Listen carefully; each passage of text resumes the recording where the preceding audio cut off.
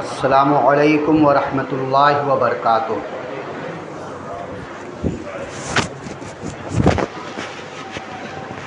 الحمد للہ رب العالمین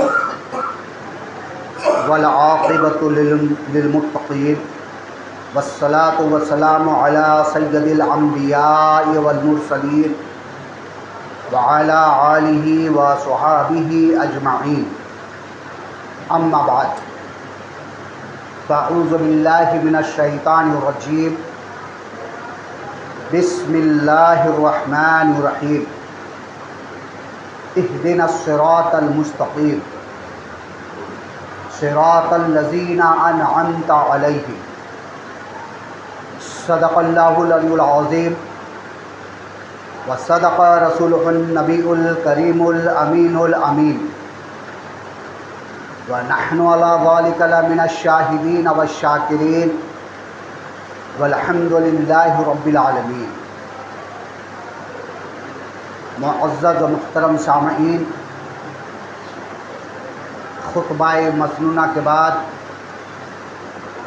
قرآن مجید فرقان حمید سے سورہ فاتحہ کی 2 آیت کریمہ تلاوت کرنے کا شرف حاصل کیا۔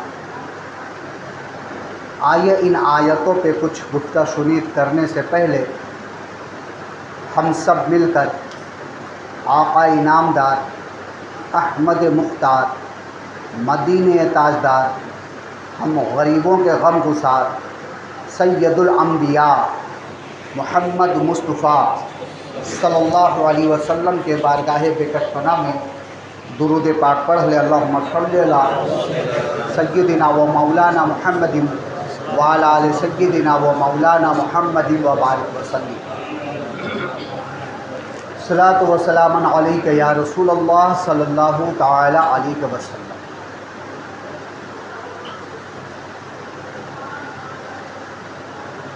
حضور اکرم صلی اللہ علیہ وسلم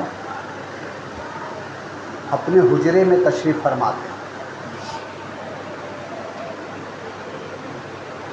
اور ساتھ میں امہات المومنین حضرت عائشہ صدیقہ رضی اللہ تعالی عنہا۔ گفتہ شنید ہو رہی تھی کہ آقا علیہ الصلوۃ والسلام فرماتا عائشہ، دنیا میں سب سے زیادہ بخیل کون ہے؟ بخل، کنجوس۔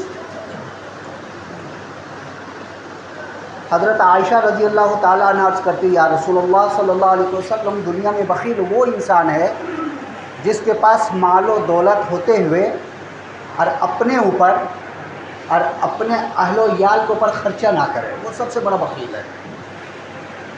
بھوکا رہ کر کے، پیاسا رہ کر کے پیسہ بچائے، اپنے اہل و عیال کو بھوکا رکھے، پیسہ بچائے، وہ سب سے بڑا بخیل ہے۔ بولے اس سے بھی زیادہ بڑا بخیل کون ہے؟ حضرت عائشہ صدیقہ رضی اللہ تعالیٰ عنہ عرض کرتی، یا رسول اللہ، اللہ اور اس کے رسول بہتر جانتے ہیں۔ ہمارے آقا علیہ الصلوۃ والسلام ارشاد فرماتا، عائشہ، سب سے بڑا بخیل وہ ہے جس کے پاس میرا نام لیا جائے اور یا میرا نام پڑھے اور وہ مجھ پر درود نہ پڑھے، وہ سب سے بڑا بخیل ہے۔ سب سے بخل، کنجوس وہ ہے جس کے پاس میرا نام لیا جائے، وہ سنے اور مجھ پہ درود نہ پڑھے، سب سے بڑا بخیل ہے۔ تو جب بھی آپ آقا علیہ الصلوۃ والسلام کا نام سنیں یا کہیں پڑھے تو درود پاک ضرور پڑھ لیں۔ پڑھی اللہم صلی علی سیدنا و مولانا محمد وعلی آل سیدنا و مولانا محمد وبارک وسلم۔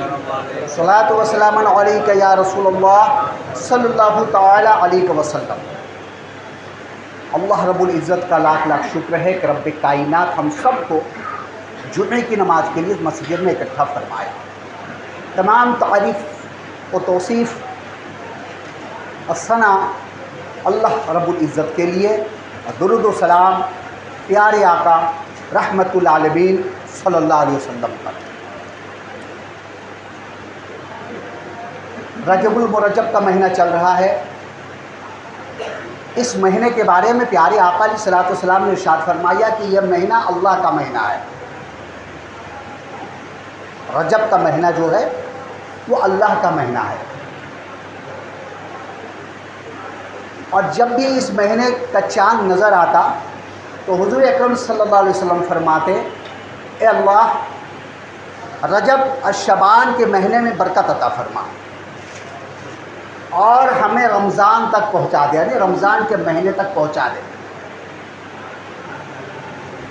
اسی مہینے میں ہند الولی خواجہ غریب نواز رضی اللہ تعالی عنہ کا عرس مبارک بھی ہے، چھٹی شریف جسے ہم کہتے ہیں، جو کل گزر چکا. بہت سے لوگ زائرین، محبت والے، عشق والے اجمیر شریف گئے، اور جو نہیں جا سکے یہیں سے دعائیں کیے، فاتحہ وغیرہ دیے.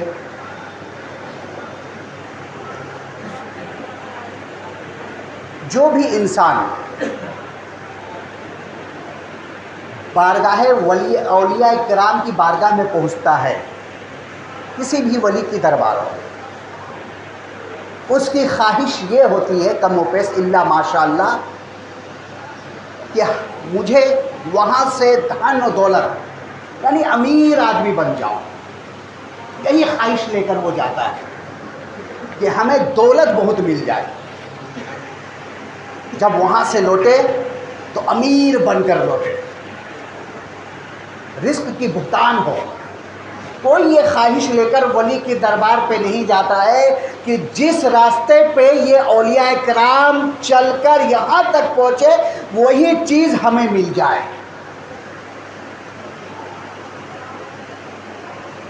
وہی علم ہمیں عطا ہو جائے، وہی عشق اللہ عشق نبی ہمیں عطا ہو جائے.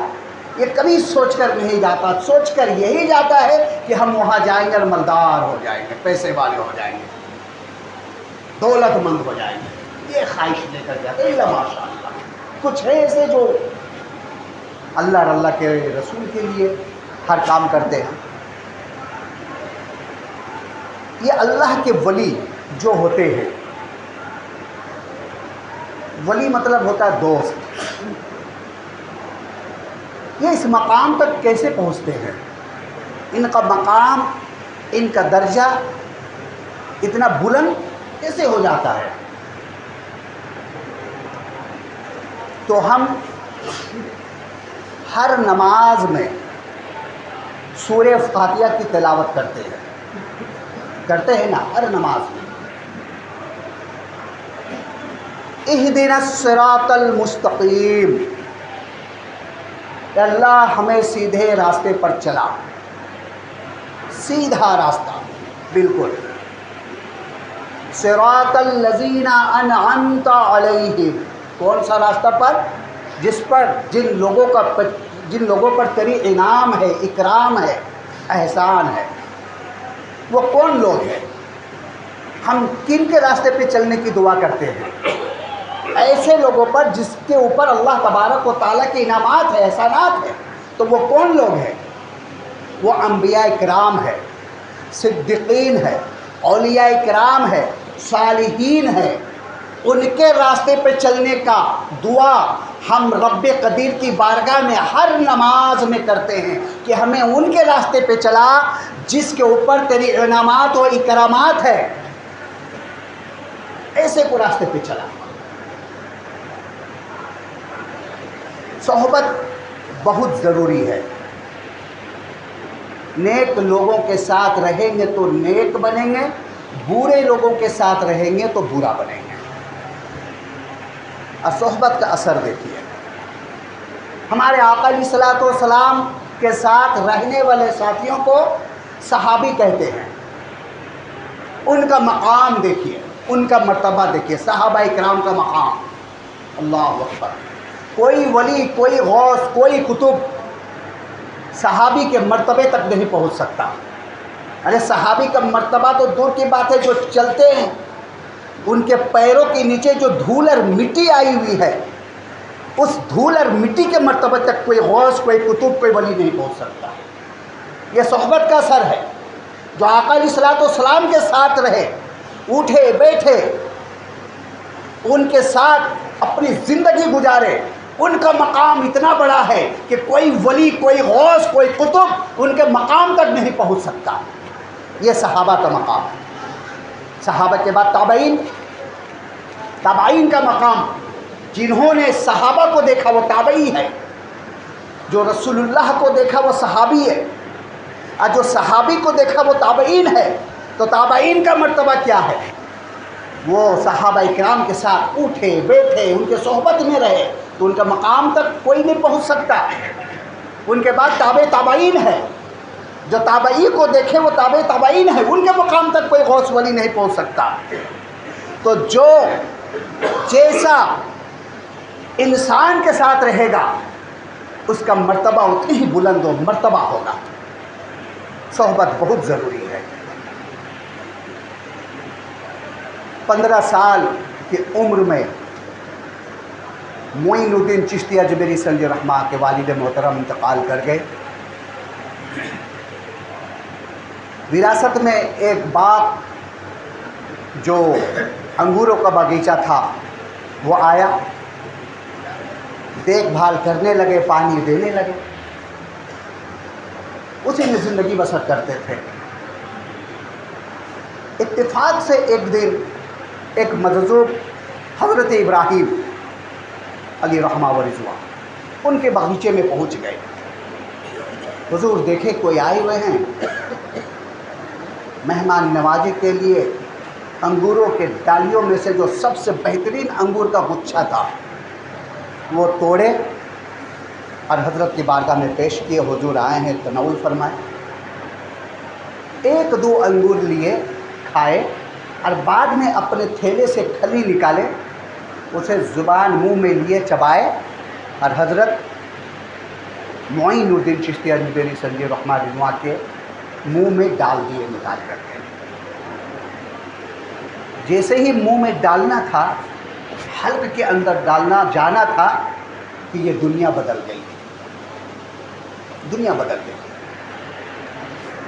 باغیچے کو بیچ کر کے جتنا پیسہ آیا غربا میں لٹا دیے، غریبوں میں دے دیے، اور چند پیسے رہ کر کے نشاپور علم کی تلاش میں نشاپور نکل گئے. سنجر سے نشاپور کی طرف چلے گئے.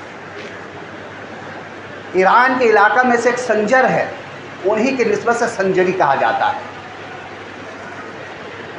غریب نواز لقب ہے، نام حسن معین الدین ہے. غریب نواز لقب کیوں ہے؟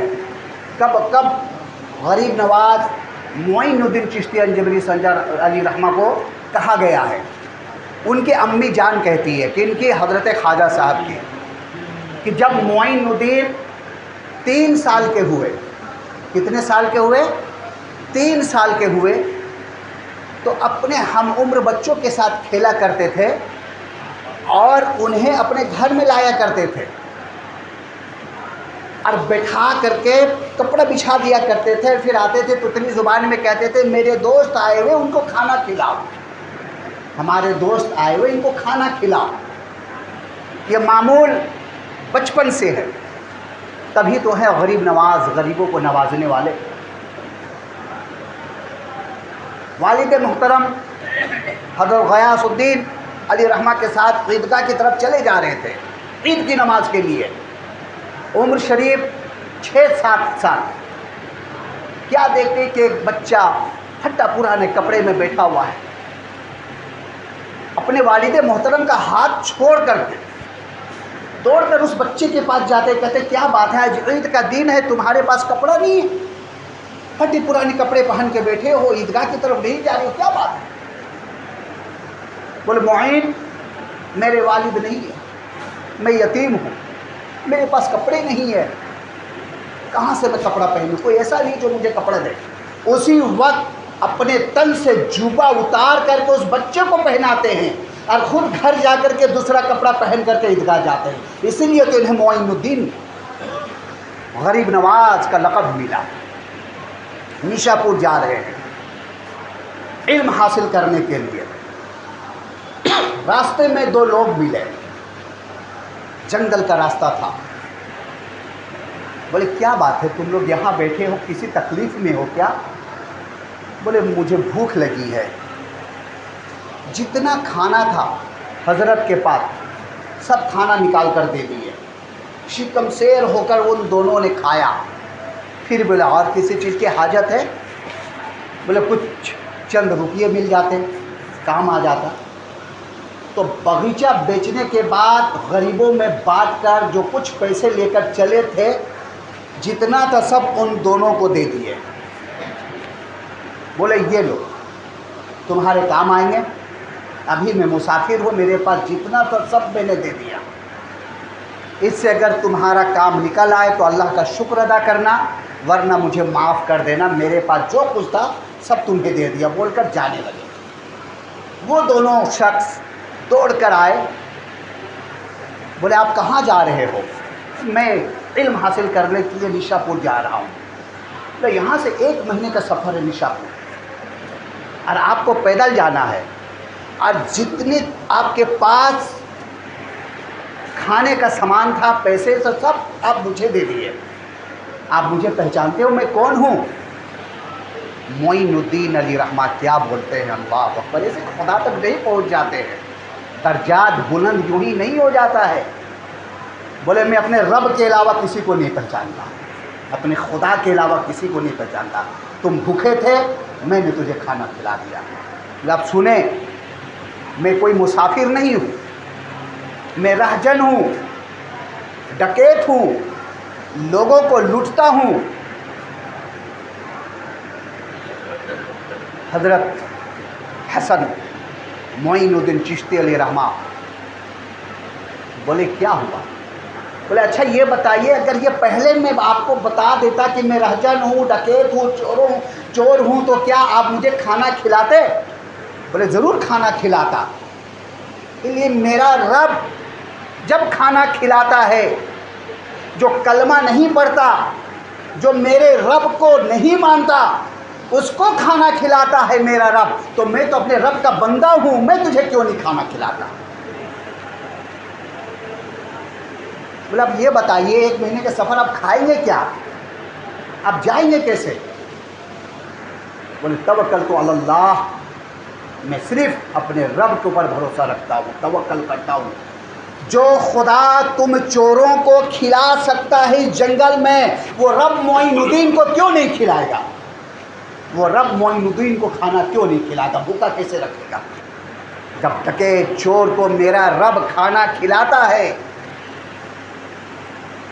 तो मुझ जैसे नाचीज़ बंदे को रब खाना क्यों नहीं खिलाएगा? इसलिए तो गरीब नवाज का लक़ब दिया। देखिए आज हमारे पास बेइंतहा दौलत है, फिर भी हम गरीब नवाज की बारगाह में जाके कहते रहे, गरीब नवाज दुआ कर दे, या अल्लाह इनके सदक़े से हमें मालो दौलत अता फरमा। ये नहीं कहते रब्बे कदीर